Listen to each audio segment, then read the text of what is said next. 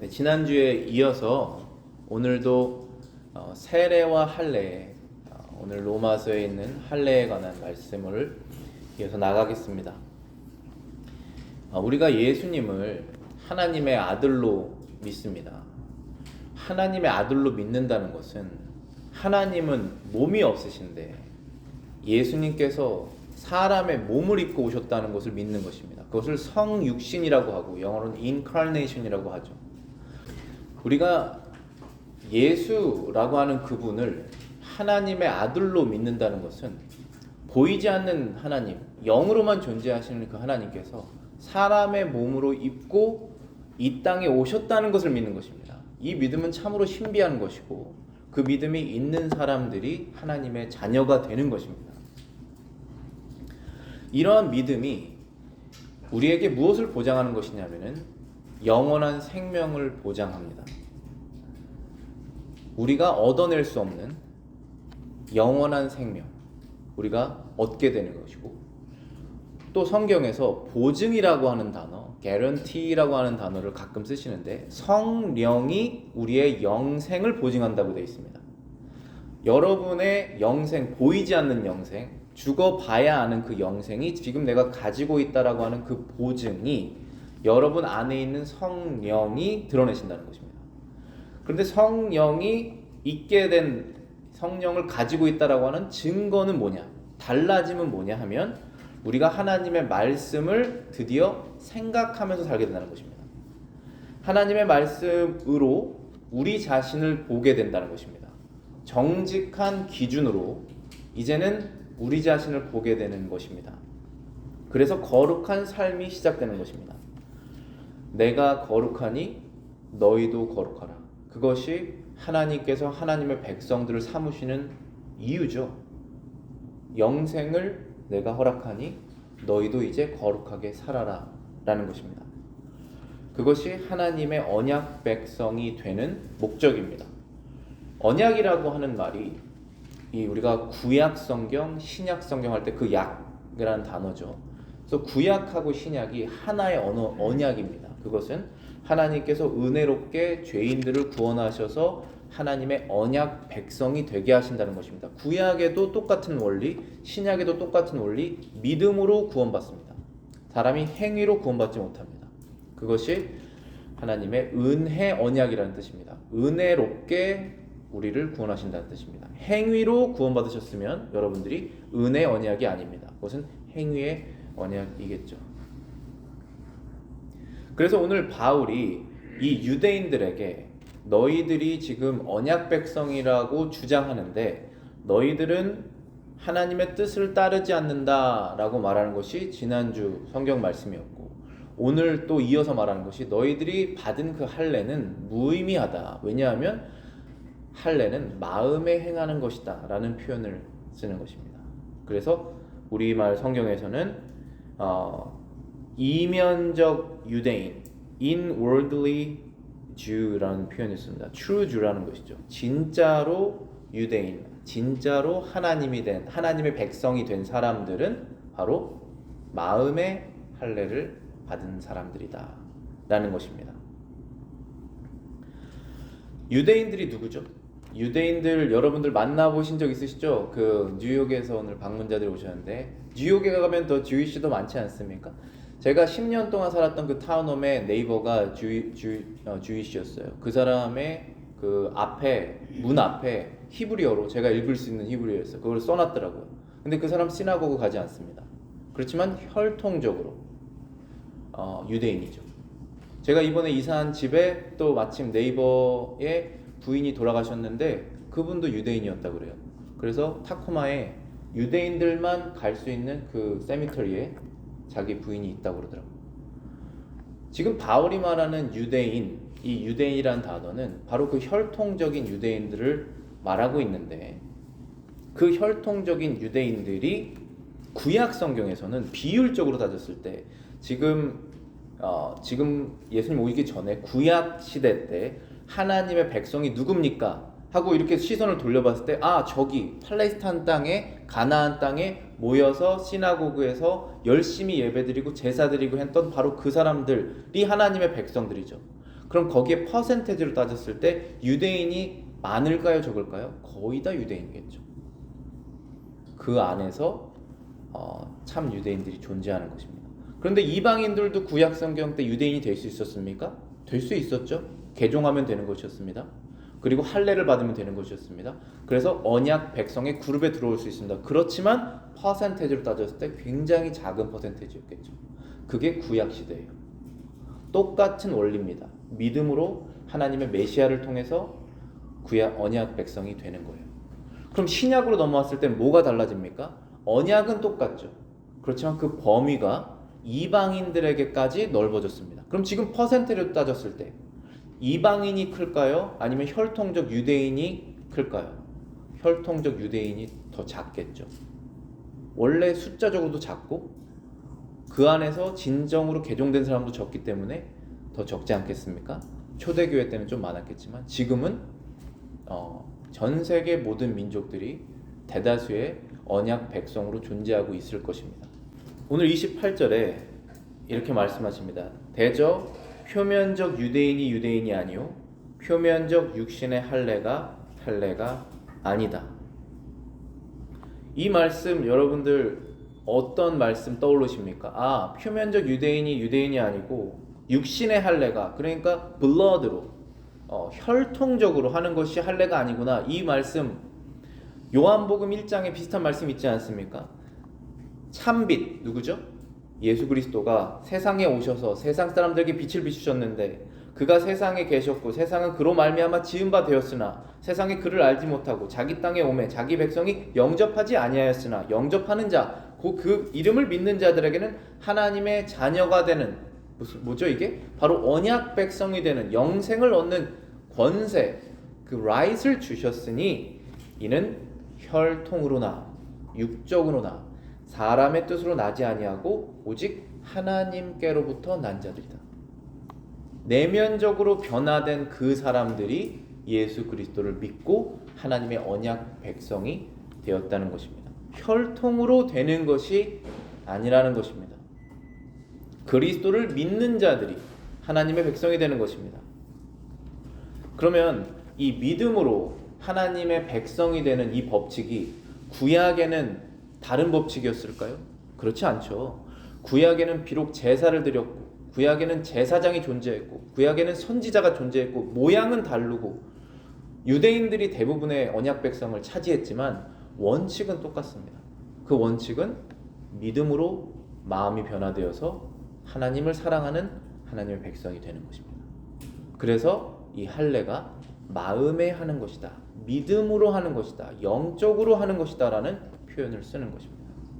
그래서 29절에 그렇게 말씀하십니다. 오직 이면적 유대인이며 할례는 마음에 할지니 신령에 있고 의문에 있지 아니한 것이라 라고 하였습니다.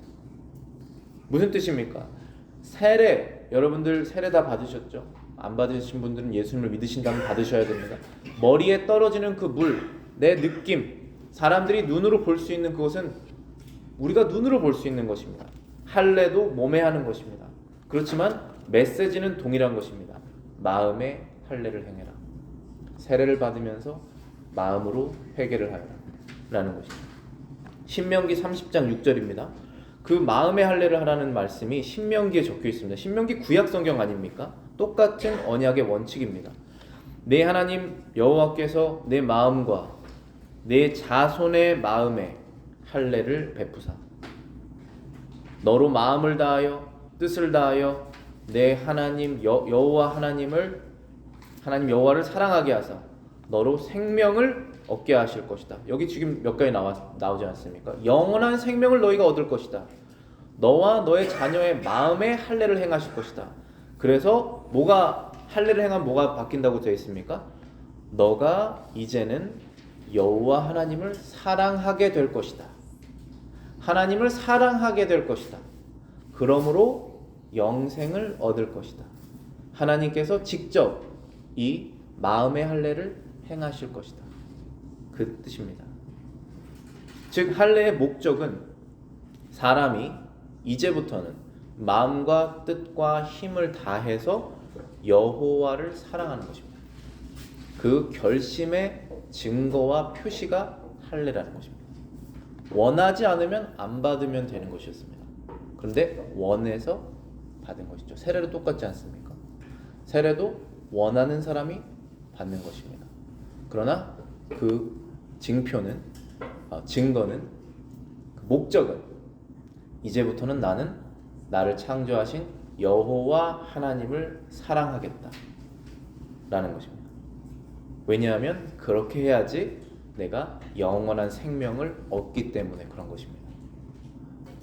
영원한 생명에 관심이 없다면 세례에 관심이 없겠죠. 영원한 생명에 관심이 있다면 이 마음의 양심의 요동이 시작되는 것입니다. 그러면서 구원의 길을 찾게 되는 것입니다. 우리 다 그렇게 해서 구원의 길을 발견하게 된 것입니다.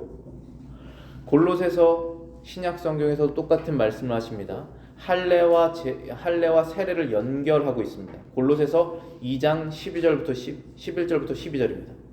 또 그 안에서 너희가 손으로 하지 아니한 할례를 받았으니 곧 육의 몸을 벗는 것이요 그리스도의 할례니라.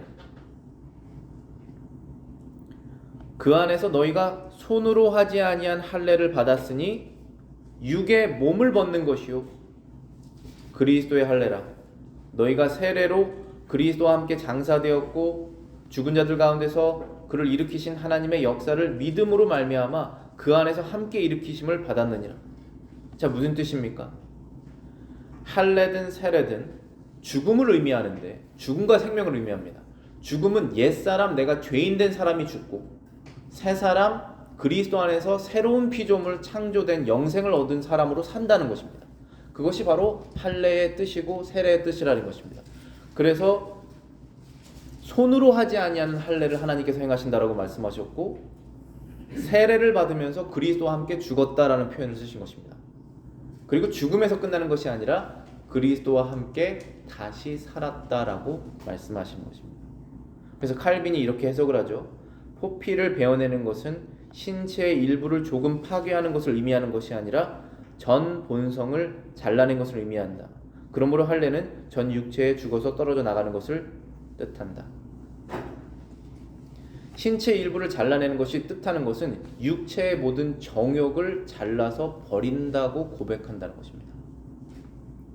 우리의 마음속에 일어나는 세상 욕심, 세상 사랑, 하나님 사랑과 천국 사랑에 반대되는 모든 것들, 그것이 끊임없이 내 마음속에서 일어날 것인데 그것을 이제는 그리스도와 함께 죽었다고 내가 고백하는 것입니다. 그것이 바로 할례의 의미이고 세례의 목적이라는 것이죠. 이것은 미스테리한 것입니다. 이 믿음이 여러분의 마음속에 들어갔다는 것은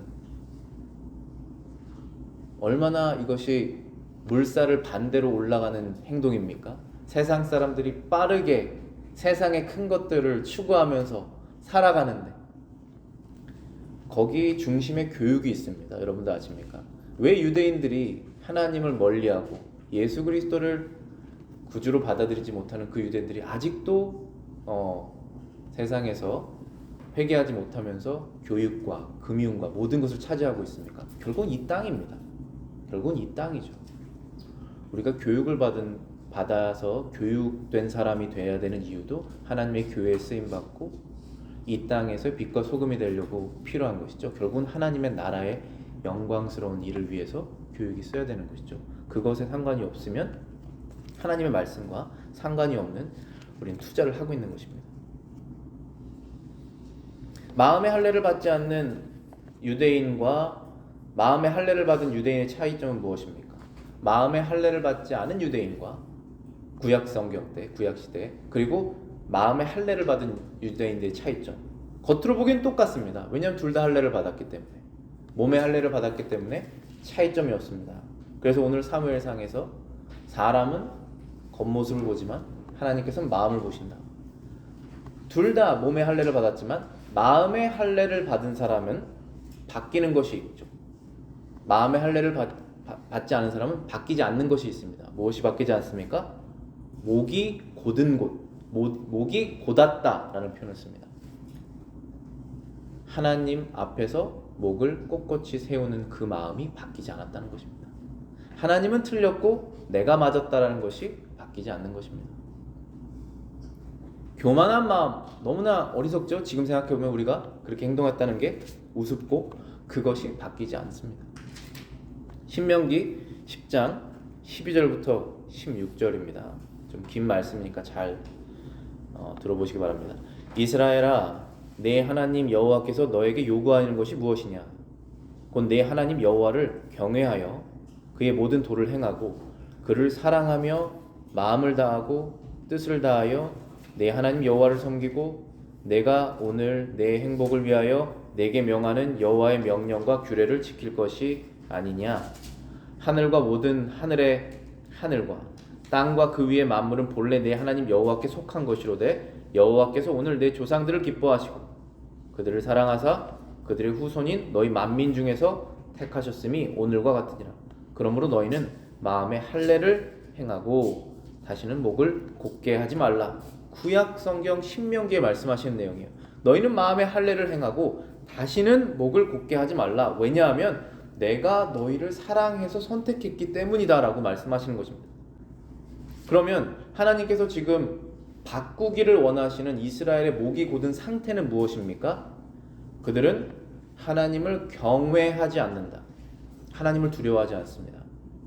하나님의 뜻을 행하지 않습니다. 하나님의 뜻과 관계가 없이 삽니다. 그분을 사랑하지 않습니다.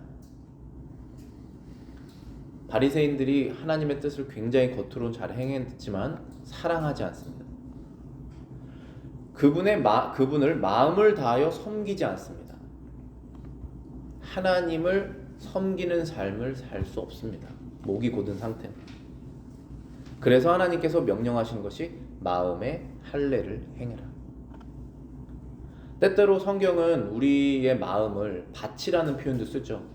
그래서 씨앗을 심는 밭이라고 이제 표현을 쓰시는데 예레미야 선지자가 목이 꼿꼿한 그 유대인들에게 묵은 땅을 갈아라 이렇게 표현을 합니다.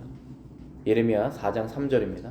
여호와께서 유대와 예루살렘 사람에게 이와 같이 이르노라. 너희 묵은 땅을 갈아라. 가시덤불에 파종하지 말아라. 묵은 땅, 우리의 마음이죠.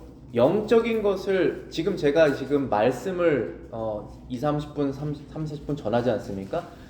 굉장히 많은 노력을 통해서 이 말씀을 구성했을 거 아니겠습니까? 이것을 전했는데 마음밭이 가시밭이에요. 심기지 않습니다. 굉장히 무의미한 일을 하고 있는 것이죠. 마음밭을 가르라는 것입니다. 목사는 말씀을 잘 전해야겠지만 말씀을 받는 사람이 마음밭을 갈아야지 뭐가 나오겠죠. 영적인 것이 나오는 것입니다. 그래서 마음의 할례를 행해라. 마음을 갈아라 라는 것입니다. 회개할 수 있는 상태로 만들어라 라는 것입니다. 그렇게 마음밭이라는 표현을 썼다가 바로 다음 절에 할례를 이어서 말합니다.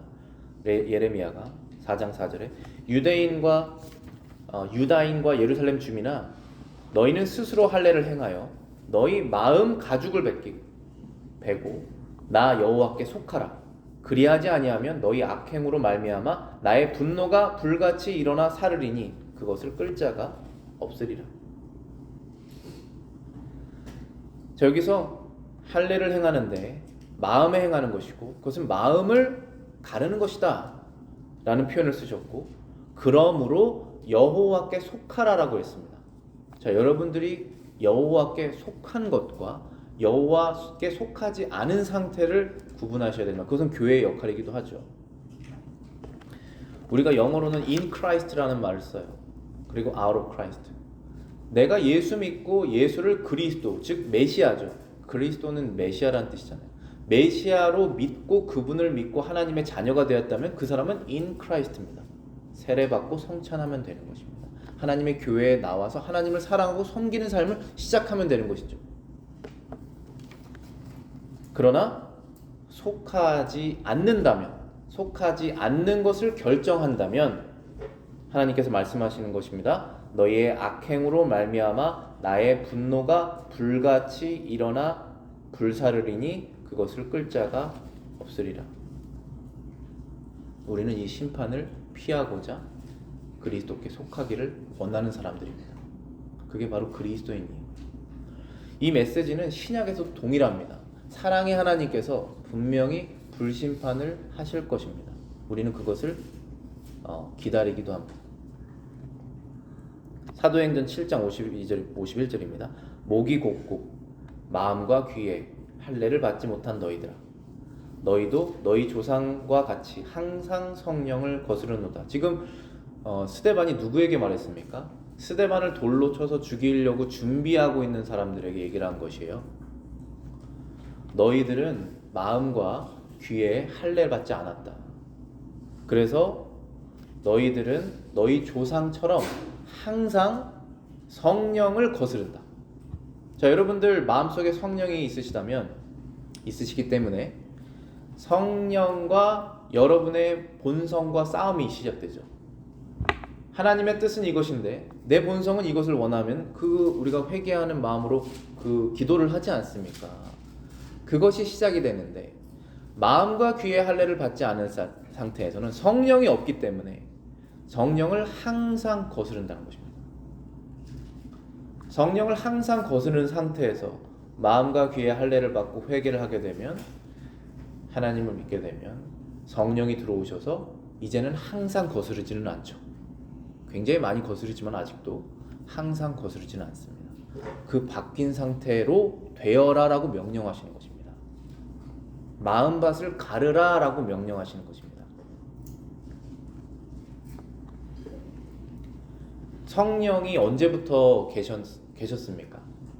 우리가 신약교회가 오순절부터 시작됐다 해서 성령 강림, 펜타코스트 이렇게 부르죠. 그렇지만 성령이 창세부터 계셨죠.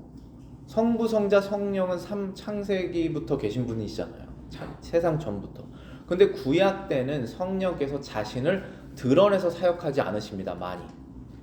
예수님은 동정녀 마리아에게 나셨지만 그 성자 하나님은 창세부터 계셨잖아요. 그렇지만 성자 하나님이 구약 성경에 드러나서 나오시지 않잖아요. 종종 나오시지만 드러나서 나오시지 않죠. 그것처럼 성령도 드러나서 나오시지 않지만 늘 사역을 하셨습니다. 무슨 사역이죠? 사람의 마음과 귀에 할례를 행하시는 사역을 하신 것이죠.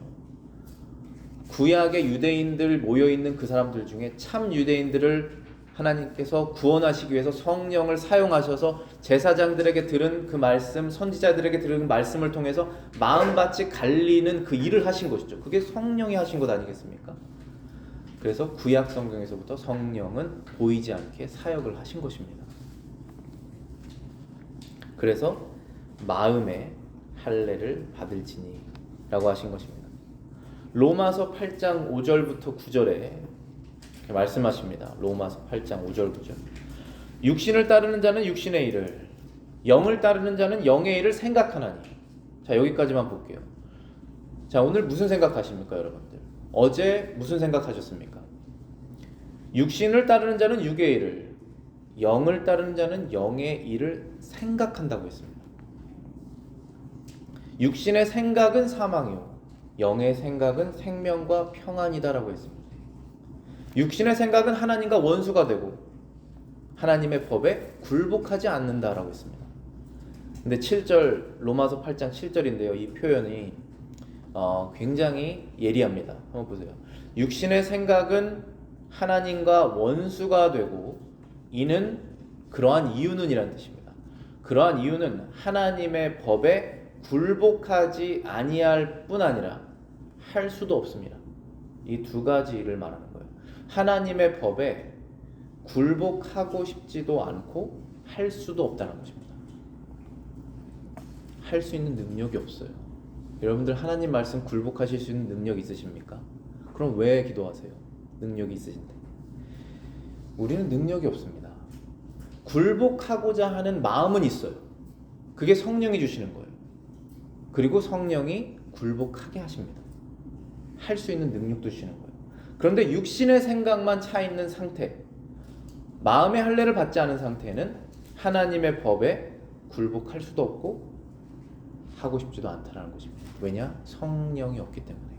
그래서 예수 믿고 죄 회개하고 성령을 받으라 라고 말씀하시는 거예요. 여러분들 예수 믿고 성령을 받으셔야 됩니다. 그래야지만이 그때부터 신앙생활이 시작이에요. 사람은 눈에 보이는 것으로 보지만 하나님은 마음을 보십니다.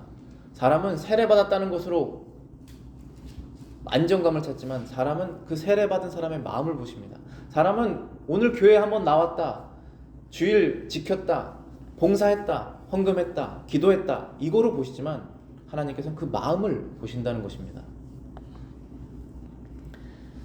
마음의 할례를 받지 않고 육신의 할례를 받은 유대인들은 육신의 일만을 생각했기에 하나님과 원수가 되었고 하나님의 아들이신 예수님을 죽이는 단계까지 이른 것입니다. 따라서 육신의 할례는 아무런 의미가 없습니다. 마음의 할례가 없다면 그것은 그와 교회에 해롭기까지 한 것입니다. 그래서 프란시스 셰이퍼가 이런 말을 했습니다. 이러한 외식적 의식과 종교적 형식은 그 자체로만은 아무런 유익이 되지 않는다. 어떤 면에서는 오히려 해롭기까지 한다. 알맹이가 없는 형식적 할례는 무할례에 지나지 않는다. 그래서 제가 말씀드리지 않았습니까? 이제 교회에 좀 나오셔서 친해졌다고, 교회에 헌금하신다고, 봉사하신다고, 예수 그리스도에 대한 믿음이 없는데 세례를 주는 것, 이거 굉장히 위험한 것입니다. 그 사람에게 위험합니다. 영혼이 보장되지 않습니다. 영생이 보장되지 않습니다. 그 개인에게 위험한 것이고 교회에게 해롭습니다. 우리는 참 신자들이 모여있는 교회가 되어야 돼요. 이 교회는 누구든지 오셔서 말씀을 듣고 어떠한 죄를 지은 사람도 다 문이 열려 있습니다. 우리는 죄인이 아닙니까? 다 들어올 수 있어요. 그러나 그 사람이 신비롭게 신적으로 영적으로 변화되어서 하나님을 믿고 예수 그리스도를 하나님의 아들로 믿는 그 믿음이 생겼을 때, 이제부터 내 삶을 하나님께 드리기로 헌신하기로 작정했을 때 세례를 준다는 것입니다. 그 일을 성령이 또 하셨구나. 이 사람에게 절대로 안 바뀔 것 같은 사람에게 행하셨구나. 우리도 그렇게 바뀌지 않았습니까? 그렇게 세례를 주라는 것입니다. 그런데 형식만 있고 알맹이가 없다면 그것은 위험한 것이다, 해로운 것이다 라고 프란시스 셰이퍼가 외치고 있죠. 한참 활동하셨을 때 미국에서, 그리고 이제 스위스로 넘어가셨는데 그때도 미국 교회가 그랬다는 거예요. 한국 교회는 마찬가지겠죠. 겉으로 했다는 것입니다. 겉으로. 속으로는, 근데 겉으로 한 이유가 뭔지 아세요? 왜 진정한 믿음이 없는데 세례를 줍니까? 그건 육적인 마음 때문에 그래요. 교회를 크게 만들려고, 아니면 그 사람으로부터 뭘 얻어내려고. 그건 육적인 것입니다. 그것은 하나님께서 원하시지 않죠. 하나님께서 원하시는 것은 순결한 신부를 원하시는 거예요. Pure bride. 그게 바로 교회지 않습니까? 그거를 완벽하게 이뤄낼 수는 없지만 완벽하게 이뤄내는 것이 우리의 목표라는 것은 변할 수는 없는 거죠. 그게 바로 세례와 할례의 본질이라는 것입니다. 찰스 하치가 이렇게 말합니다. 그러므로 내적 순수함이 없이 외적 할례가 무가치하고 내적 은총 없이 외적 표징받는 것이 세례에도 동일하게 적용된다. 그렇죠. 그러니까 이 구약의 할례 받은 유대인들이 내적 할례 받지 않았던 것처럼 지금 신약 교회에 실제로 마음 변화 없는데 겉으로 세례 받을 수 있다. 그런 일이 지금 존재하고 있다. 동일한 법칙으로 적용된다라고 얘기를 하고 있는 것이죠. 찰스 하치도 근본주의자로서 펀더멘털리스트였죠. 그 말을 하고 있습니다. 타협할 수 없는 게 존재한다라는 것입니다.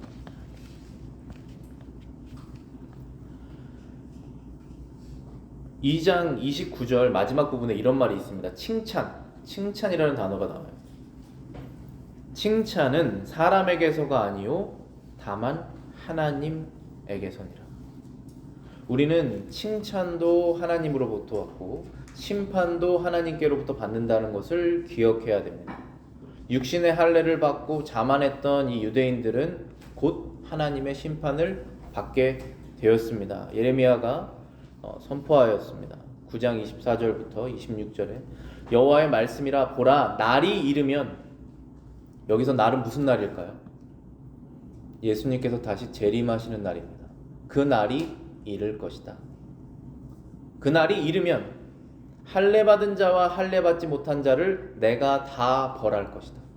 이게 무슨 뜻입니까? 할례 받은 자나 할례 받지 못한 자나 그 날에 예수님께서 심판하실 것이다 라는 뜻입니까? 이 뜻입니다. 무릇 모든 민족은 할례를 받지 못하였고, 여기서 민족이라는 것은 이방인을 뜻합니다. 항상 구약 성경에서 민족이라고 말하면 모든 이방인들은 할례 받지 못하였고 이스라엘은 마음의 할례를 받지 못하였느니라.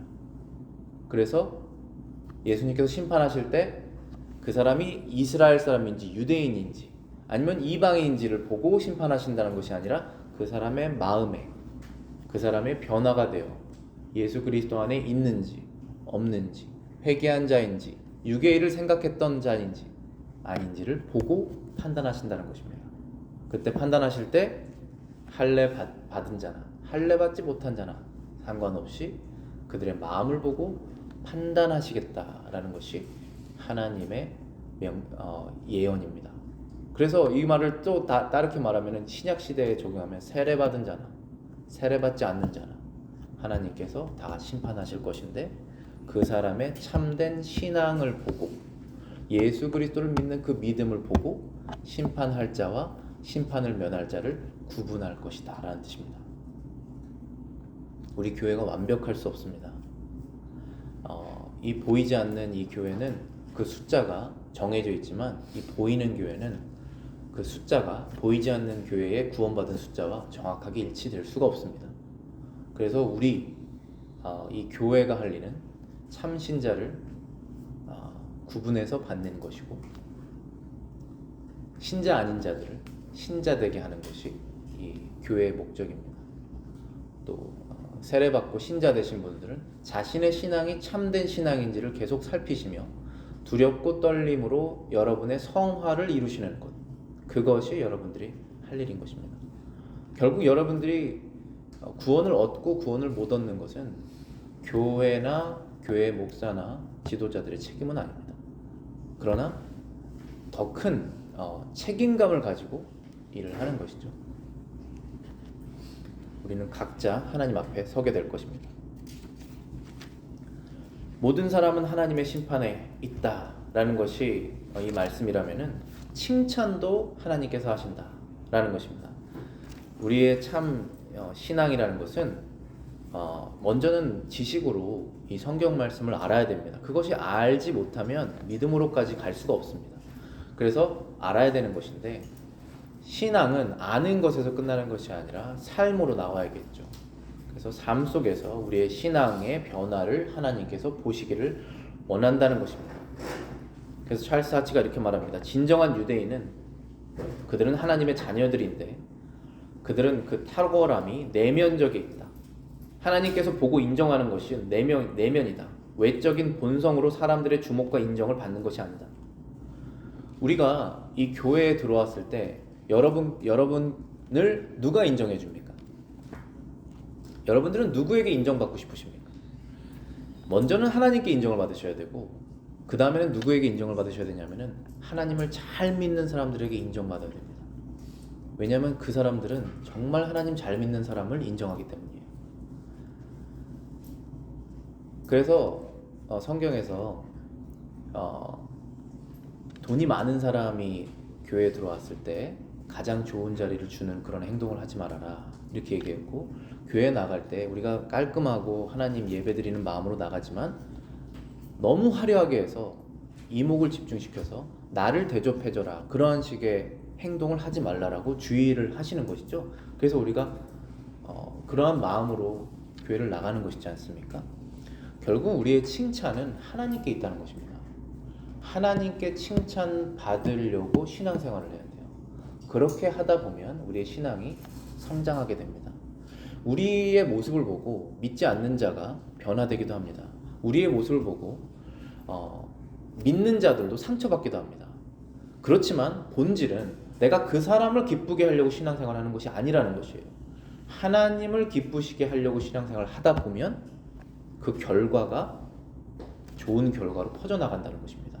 그것을 기억하셔야지 여러분들의 신앙이 올바른 방향으로 나아갈 수 있습니다. 하나님을 기쁘시게 하는 자녀들이 되어야 된다는 것입니다.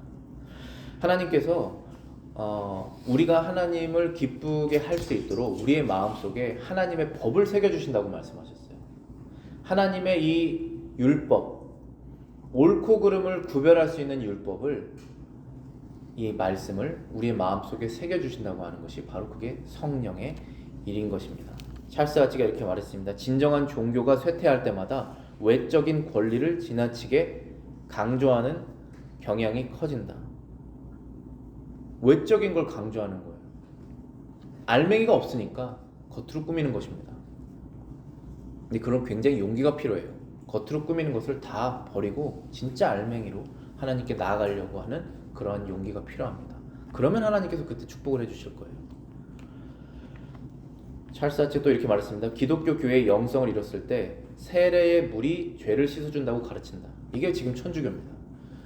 영성이 없어요. 그런데 미사를 드리면, 세례를 받으면, 성찬을 참여하면 내 죄가 씻겨진다라고 믿습니다. 그렇지 않습니다.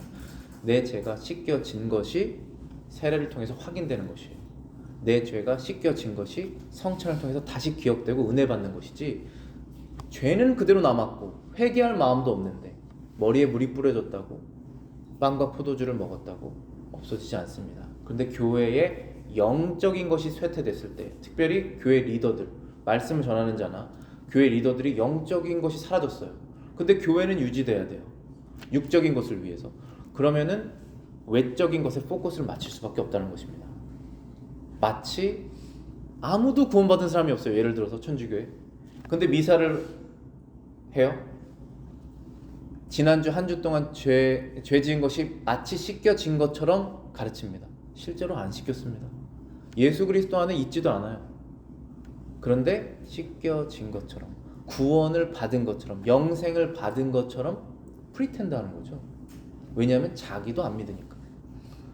교회의 영적인 것이 쇠퇴가 되면 이렇게 될 수밖에 없다는 것입니다. 그것이 바로 구약의 유대인들의 모습이었고, 지금 신약의 비성경적인 영적인 것을 잃은 교회의 모습이라는 것입니다. 지금 우리는 이 말씀을 듣고 뭘 해야 됩니까? 그러면 영적인 것을 회복을 해야겠죠. 내 생각에, 머릿속에, 지금 내 마음에 가득 차 있는 것이 육적인 생각인 건지 영적인 생각인 건지 확인해 봐야죠. 우리는 육적인 것을 통해서 영적인 목표를 이루는 것입니다. 여러분들이 가지고 있는 직업, 여러분들이 가지고 있는 지금 가정, 커리어, 아이들 키우는 것, 다 육적인 것으로 머무를 수도 있습니다. 근데 그것을 통해서 영적인 것을 이루려 때 그 모든 것은 다 영적인 것이 되는 거예요. 그 생각을 가지고 있으셔야만 하나님의 법에 굴복할 수 있고 하나님을 기쁘게 하실 수 있다는 것입니다. 기도하겠습니다.